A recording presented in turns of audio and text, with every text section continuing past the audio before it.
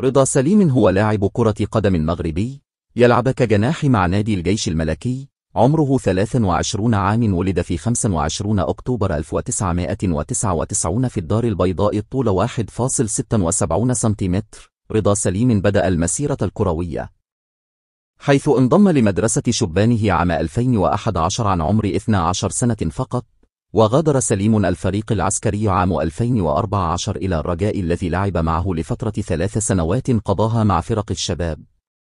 بعدها عاد رضا سليم لصفوف الجيش الملكي عام 2017 وانضم على الفور إلى الفريق الرديف الذي تألق معه بشكل خاص في موسم من 2018 إلى 2019.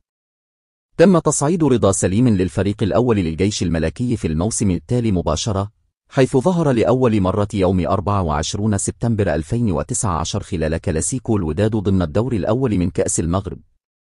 وكان رضا سليم قد خاض مباراتين ضد بيراميدز ومثلهما ضد فيوتشر في دور المجموعات من الكونفدرالية، واستطاع آنذاك صناعة هدفين ضد بيراميدز.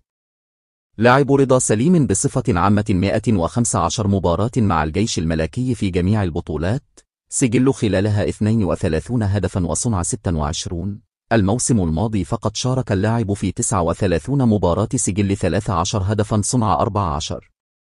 في الدوري المغربي سجل 11 هدفا وصنع 10، وفي كأس الكونفدرالية سجل هدفين وصنع 4 في 10 مباريات.